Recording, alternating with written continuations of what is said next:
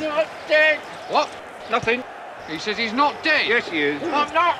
He isn't? Well, he will be soon. He's very ill. I'm getting better. No, you're not. You'll be stone dead in a moment. Oh, I can't take him like that. Oh, don't be such a baby. I can't take him. I feel fine. Well, do us a favour. I can't. Well, can you hang around a couple of minutes? He won't be long.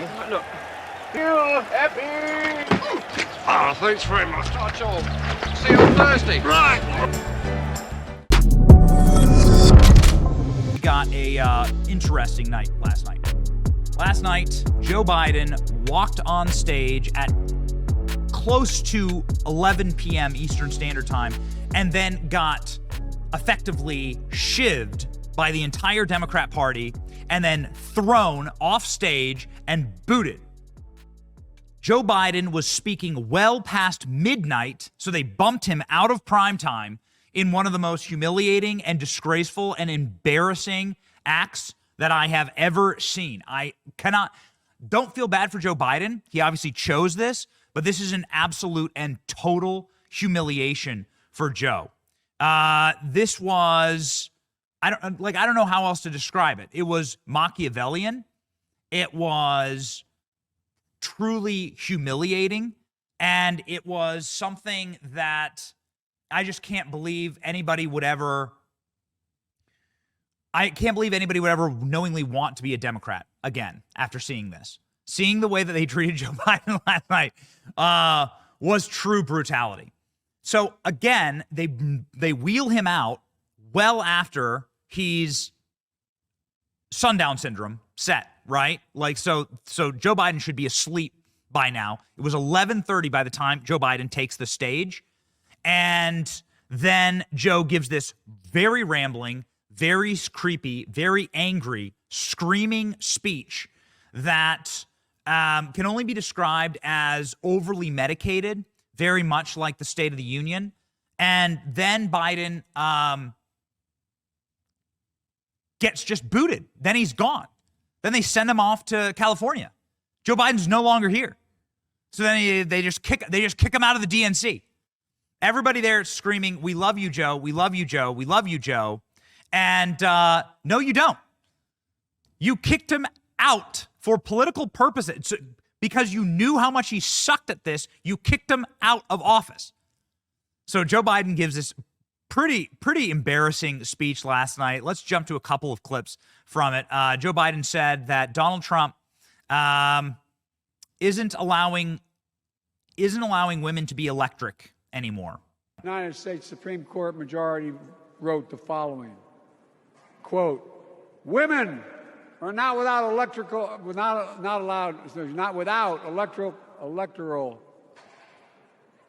or political power." No kidding. Okay. Yeah. Not okay. Not great. Joe Biden mumbled and bumbled and screamed and yelled and lied his way through a speech. There are at least 5 conspiracy theories that Joe Biden just leaned fully into last night. He told the Charlotte conspiracy theory, good people on both sides, President Trump. He told the conspiracy theories about the border, about the economy, about the tax rates for billionaires, and then he lied about deciding to leave office. Joe Biden all but admitting that he left office because he was pushed out by Nancy Pelosi, who, when given an opportunity to chant, like, "Let's go, Joe Biden, we love you, Joe Biden," Nancy Pelosi, looked like this. Yeah. And yet.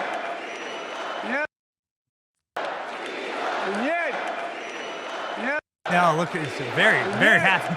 She's very happy. She's so proud of Joe Biden. Joe Biden being thrown out the window during the DNC convention. It was completely disgraceful and really unbelievably humiliating. People from inside of the Biden camp complaining and arguing and yelling and griping about it this morning, saying it was completely disrespectful. It was actually quite hard to watch. Here's Chris Wallace Joe Biden, one of Joe Biden's best friends in Washington, D.C., explaining. But I think there is also an acknowledgement that doing everything to help her is very important for how people will think about Joe Biden in the future, considering he could have decided not to run for re-election months ago, put them in this position over the summer. Now we find ourselves here. You know, Wolf, the word that everybody is using to describe tonight is bittersweet. It's just bitter. The fact of the matter, I'm not saying Joe Biden is bitter, but, you know, it's like you've been thrown out a window, and as you're falling, you go, gee, it's nice out here. No, he got thrown out of a window, and basically he was forced. You know, there's going to be a lot of talk tonight about how generous it was of him and selfless of him. He was basically forced out by Nancy Pelosi and Barack Obama and Chuck Schumer and Hakeem Jeffries. And I suspect even the fact that there has been this surge of enthusiasm since he left and Kamala Harris took his place, that's got to be pretty tough, too. Joe Biden giving his own eulogy last night. It truly was. I mean, again, you have to step back and say, like, wait a second. So this is a party that just used this bitter old man, and he was bitter. I mean, he was screaming last night. He was angry. He was upset. You could tell last night, like, he was furious, and he acted like it. He was screaming and yelling. He was screaming and yelling throughout the entire speech. It was worse than I've ever seen him, and he knows. Joe Biden knows that when his usefulness was up, he was just thrown out like the trash. And just Joe Biden effectively gave the speech that he should have given. You know, the entire speech, you're like, is he about to announce that he's running for president? Joe Biden had the chance to do the single funniest thing ever. And no, he didn't. He gave like the speech he was going to give as though he was accepting the Democrat nomination, but instead it's standing in front of a stadium of people who've just backstabbed you, who've just thrown you out into the gutter, like thrown you into the trash compactor. Ladies and gentlemen, Nancy Pelosi, like, effectively bragging about doing this yesterday on TV, saying, "You know what? I did what I had to do. I did what I had to do." They threw Biden into the incinerator. Watch. You know what? Have you talked I to have him? Is to my do only what question. I have to do. Right. He made the decision for the country. My concern was not about the president, it was about his campaign. Yeah, I did what I had to do. Nancy Pelosi. Let's go back. This is everyone saying we love you, Joe. This is how Nancy Pelosi says it. And yet,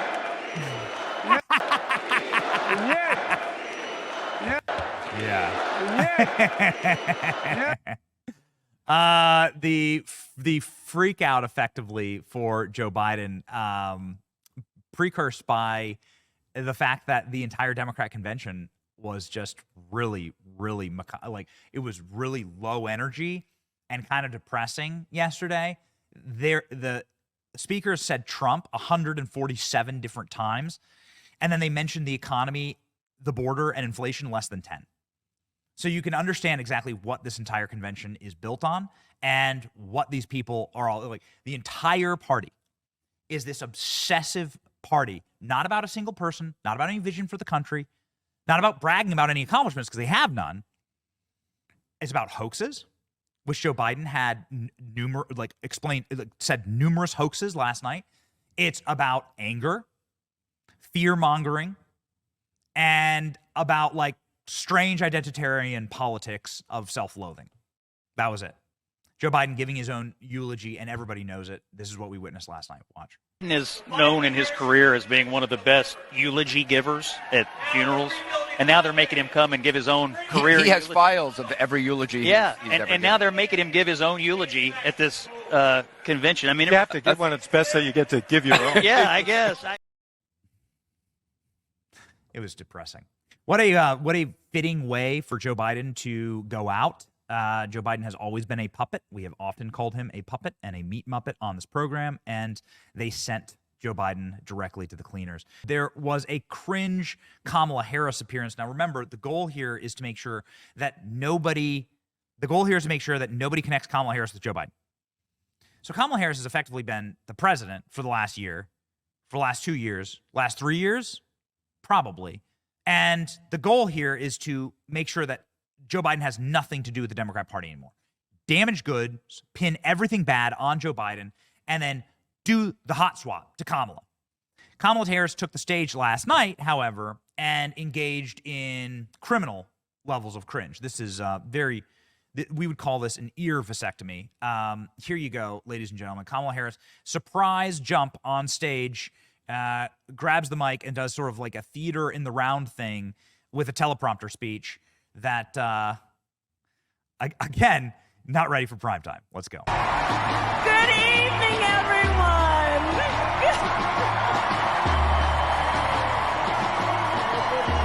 Good evening. Good evening. It is so good to be with everyone this evening in this hall and everyone at home. This is going to be a great week. And I want to kick us off by celebrating our incredible President Joe Biden, who will be speaking later tonight. Joe, thank you for your historic leadership, for your lifetime of service to our nation, and for all you will continue to do. We are forever grateful to you.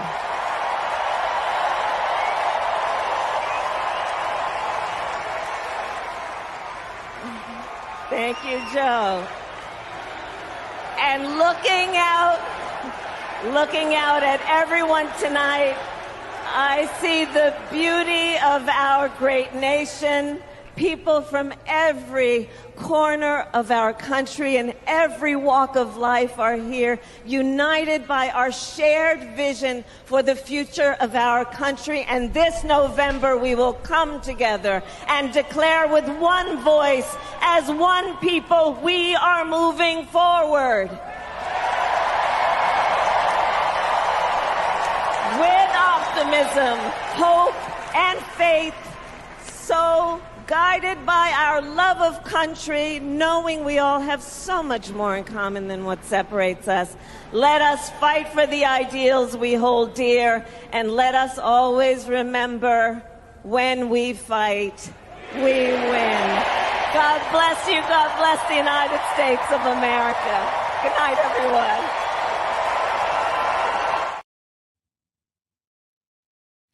So this is a cheering crowd and a cheering audience who has just taken the sad, disabled old man who is clearly handicapped, chucked him into the East River, thrown him into the trash compactor, anointed somebody who got no votes, came in last place when she ran for president in 2020, have openly admitted that they usurped the will of their voters, and they're clapping like seals for it. The entire party last night, clapping like lobotomized seals for this. And they call themselves the Democracy Party. Not only did they do that, but they also, this clip was insanely viral. They brought this dude on stage who I think has ALS, and they put a microphone in his face, and I'm like, not going to make fun of, obviously you don't want to make fun of this guy, but like, doesn't this seem like you're kind of using the guy, right? Like aren't you like in some way isn't this kind of like taking advantage? It seems wrong, and this is why the clip went so viral. Here we go.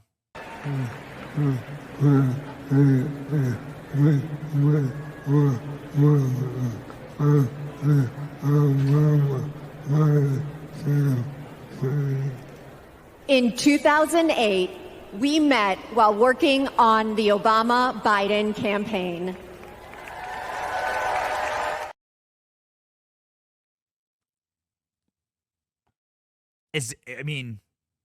Okay.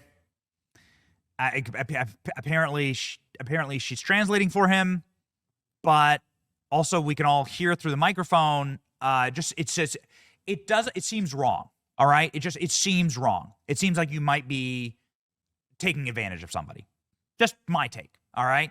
But it seems wrong. And that's what everyone, that's why that clip went completely viral last night, because it's just it was a little weird, right? Like a little weird. But this is a party that also takes advantage of Joe Biden, and did take advantage of Joe Biden, and used his mental incapacities to gain and seize power, to keep power, and now to transfer power to somebody undemocratically. And this is what they were all cheering for. Now, to show you how scripted all of this is, and how much the cheering is actually lobotomized, AOC making no sense, using weird accents. Go. And I, for one, am tired of hearing about how a two-bit union buster thinks of himself as more of a patriot than the woman who fights every single day to lift working people out from under the boots of greed, trampling on our way of life. What is that? What was that? What exactly is she saying? That is the clip that I wanted. What is she saying exactly? What is that? I don't understand. Like, what was it? Because it wasn't like an English sentence. It wasn't words in English. It was AOC just going like this and then going like that. And that's it. But at the DNC convention last night, it was pretty embarrassing. Jamie Ratskin, couldn't happen to a better guy, loses his teleprompter, just glitches out completely. Here we go. Someone should have told Donald Trump that the president's job under Article 2 of the Constitution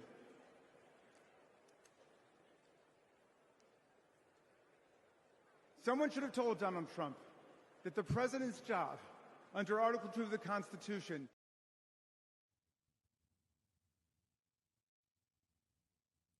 Come on, keep going. This lose. Okay, so Raskin continues that this is like all in the precursor. It's like, man, it's so unbelievably cruel. It is amazing. So we have all these clips leading up to Joe Biden. I wanted to talk about Joe Biden this morning, but there were so many speakers. So here's what they did, and I want to break this down. What they did was they brought on all these effectively they used Joe Biden as the bait for people to carry this convention. And they said, Joe Biden's going to have his little time in the sun. You're going to you're going to hear from Joe Biden. You're going to hear from Hillary Clinton. And they used Joe Biden as the bait, and they dangled him at the very end of this lineup. And then they stacked the lineup. It was unbelievable. We were live last night with Charlie Kirk. They stacked the lineup for 5 hours before Biden, making him sit and sweat and gripe in a green room. And they stack this lineup with all these people, with no names, effectively, to increase. They got Jasmine Crockett on here, right? This is the new thing. They're trying to make fetch happen. They try to bring they stack all of these no-name members of Congress before Biden to try and increase their rep, to try and increase the name ID, knowing that all the prime times are going to have to, all the networks are going to have to carry this. And it's so unbelievably disrespectful to Joe. So instead of giving Joe a primetime lineup, which primetime would be 7, 8, 9. We had a cable TV show. We know what primetime is. 7, 8, 9 p.m. That's primetime. Late night is after 9 p.m. Joe Biden didn't speak till nearly midnight. Nearly midnight. They shove his old ass onto stage. And then they send him away. They don't even let him stay. They kick him out of the DNC. He won't make another appearance. He's not allowed back in the DNC. All to make room for stuff like this.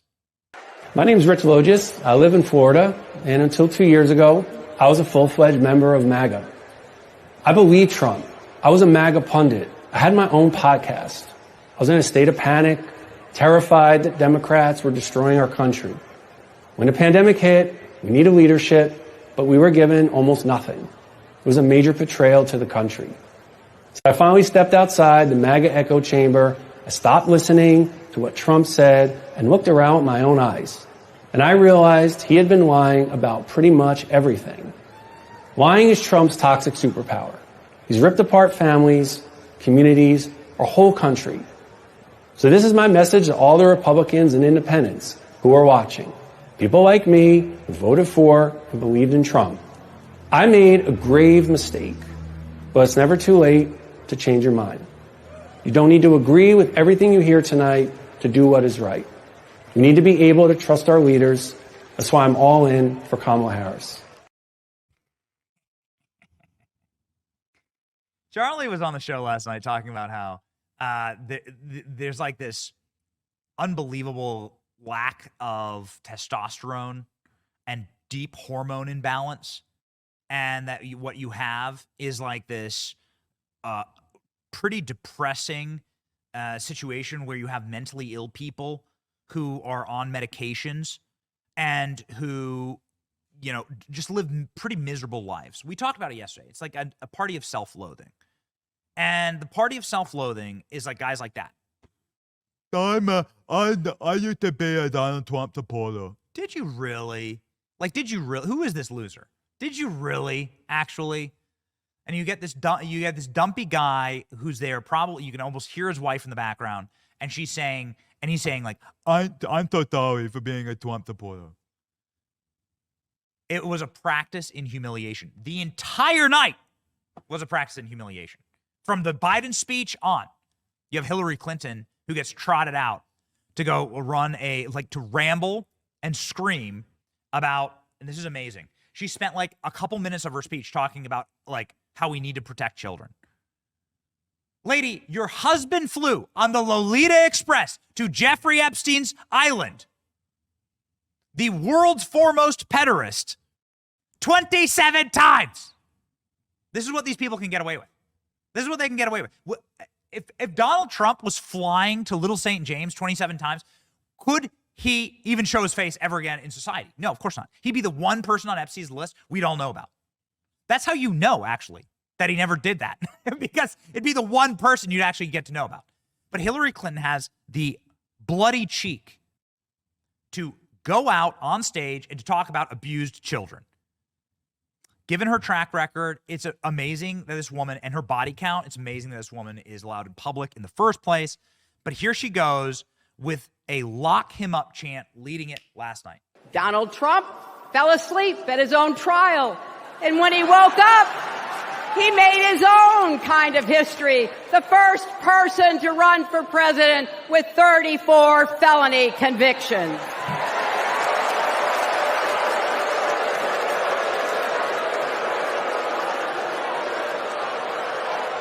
As vice president, Kamala sat in the Situation Room.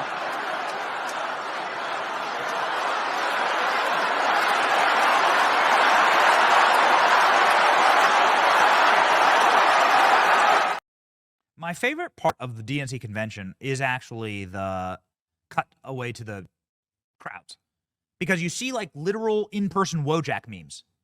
You see the actual memes. We're getting the memes. Get me the memes. Give me the actual Wojak meme. Because we're gonna do something special. Because we're here at the DNC. We're ripping content. We're going live.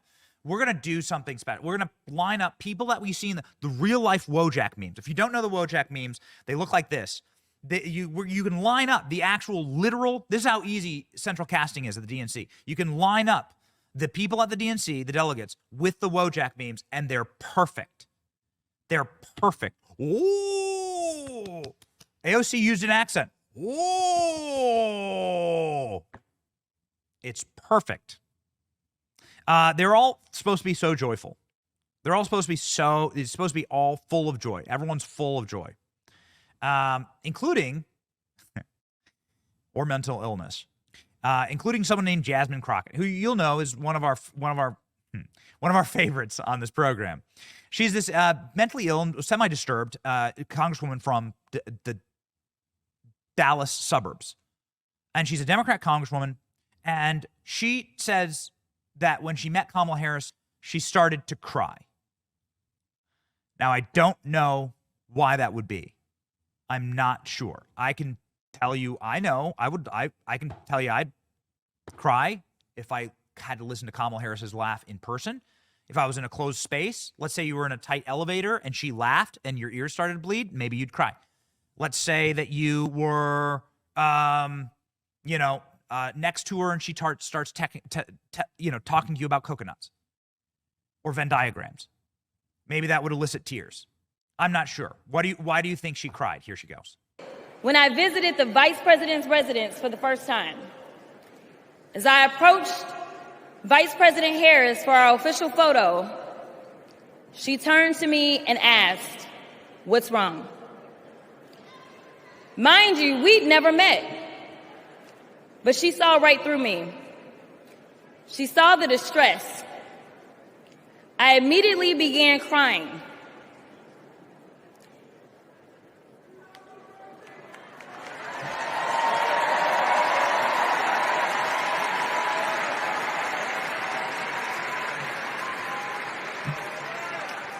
And the most powerful woman in the world wiped my tears and listened.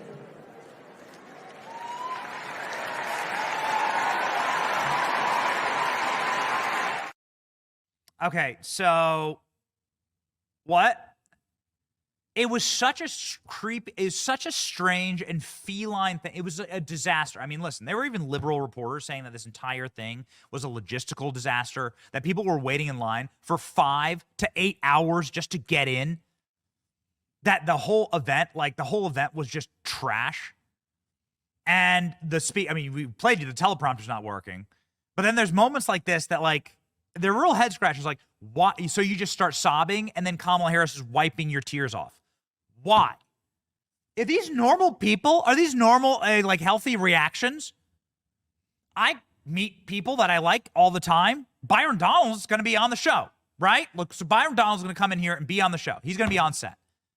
I like Byron. I think he's a pretty cool dude. He's a member of Congress. He's a pretty sweet guy. I'm not going to cry.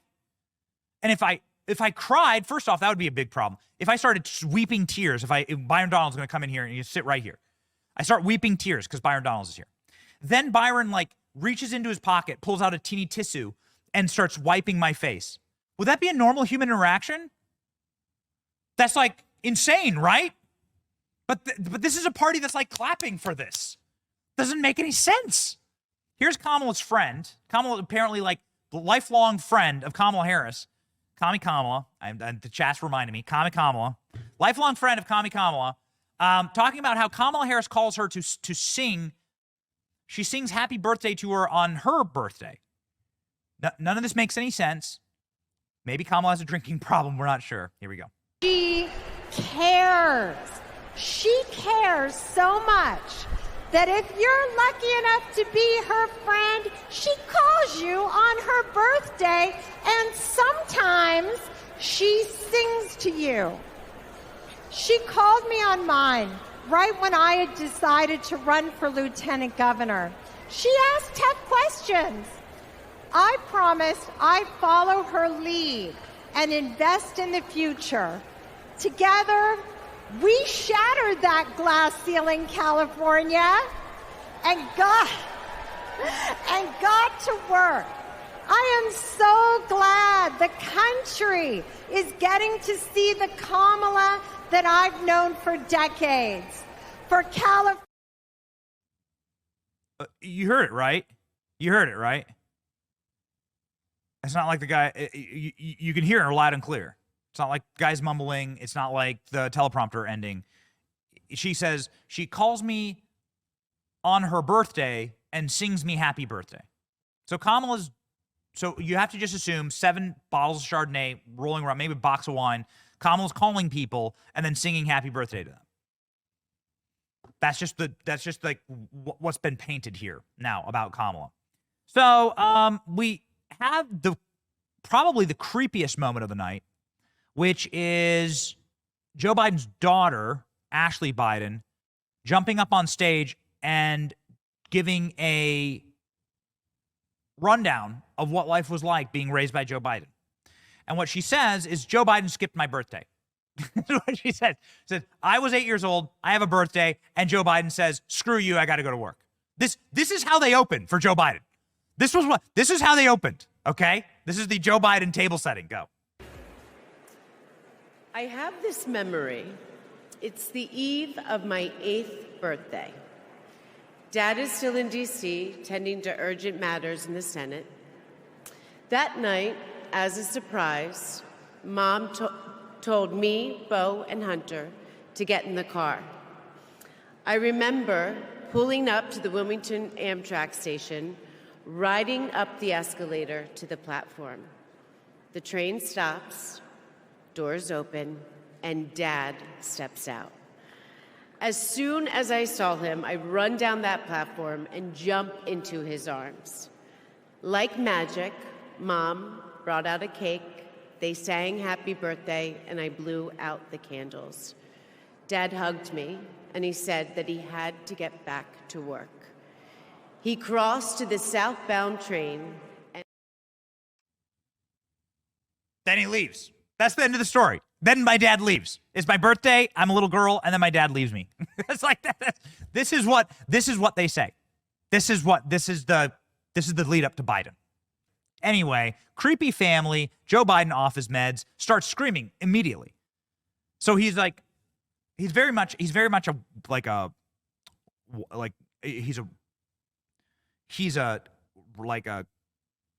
small electric car that can be on like a speed of 10 or a speed of 1. So Joe Biden's either like mumbling incoherently and can barely get his words out, or he's so hyped up and hopped up, and he screams like this, Minnesota! And this was him last night. This was Joe Biden just screaming for the sake of screaming. They're the ones we're going to bring back.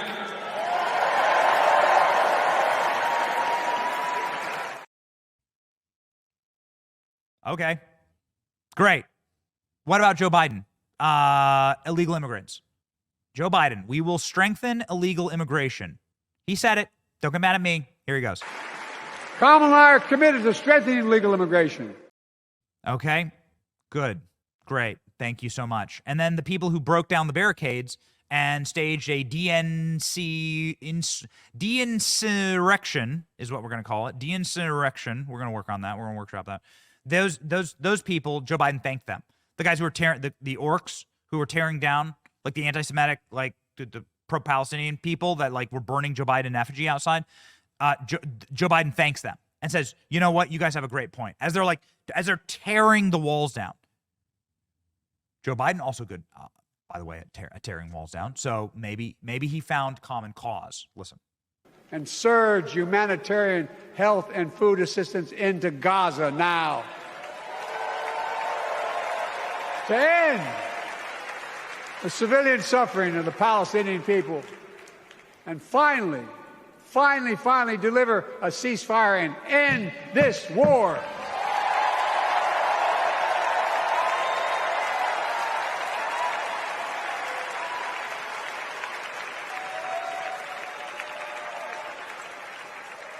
Those protesters out in the street, they have a point. A lot of innocent people are being killed on both sides. They have a point. Those protesters, those guys out in the street, the guys who were fighting with the cops, the guys who were tearing the walls down, the guys who were trying to the guys who were like orcs at Helm's Deep that are trying to like get in here and fight us and hurt you. They have a great point. The absolute and total brokenness of the DNC. So it was cringe from the get. There was just nonsense repeated, but there's one final thing there's one final thing that just has to be said, which is don't feel bad for Joe Biden. Joe Biden's getting everything he bargained for and more. Joe Biden made his bed. He sold all of his, anything he had left for power, and he did so on lies and hoaxes. And he continues to use this platform to push one of the most venomous and debunked hoaxes. And he pushed like 5 demonstrably last night. The suckers hoax about Trump at the military cemetery, hoaxes about tax rates, hoaxes about the border, that there's lower border, lower crime. All of these things are hoaxes. They're easily unprovable. They're easily proven false. Where's the corporate press? Where are all the fact checkers? Donald Trump gave a off the cup press conference the other day at Bedminster, and there were like 20 different press agencies fact-checking Trump. Where the hell are they last night? Here we go. The Very Fine People hoax. This is the one that is so sick. Because even Snopes, and we have the article, Snopes, left-wing funded, says this is a hoax. And Joe Biden continues to push it for one reason. To stir up racial hatred, animus, to be able to talk about the KKK, to be able to talk about Nazis. He continues to say that Donald Trump called neo-Nazis very fine people when we know that it is all a lie. It's provable. Snopes calls it a lie. And Joe Biden takes his opportunity last night, thankfully virtually nobody saw it because it was after midnight, to push once more and to, on his last swan song, stir up racial division and hatred in the country. It's truly despicable. Do not feel a scintilla of sadness for Joe Biden on this. Watch. The president was asked what he thought had happened. Donald Trump said, and I quote, "There are very fine people on both sides. My God." That's what he said. That is what he said and what he meant. It's like a movement. It's like a movement entirely built on lies. It's remarkable. No, Donald Trump did not call neo-Nazis and white supremacists very fine people. Snopes.com. There it is. So it was completely a mess. It was a bit of a, it was like, there's no other way to describe it other than like a messy, embittered, kind of dark disaster without any unifying message or way forward, without any unity at all, because the orcs are at the ramparts, right? They're tearing down the wall. Do we have B-roll of that? Pop it up. They're like tearing down the walls yesterday to get in. These are Democrats protesting other Democrats. You can see it right here. There you go. Democrats protesting other Democrats. You might say this seems strange because we just saw the RNC convention. And the RNC convention, we had nothing but like peace and unity and uplifting and optimistic visions for the future presented by the speakers and by the candidate and by the full slate at the RNC. And you'd be correct.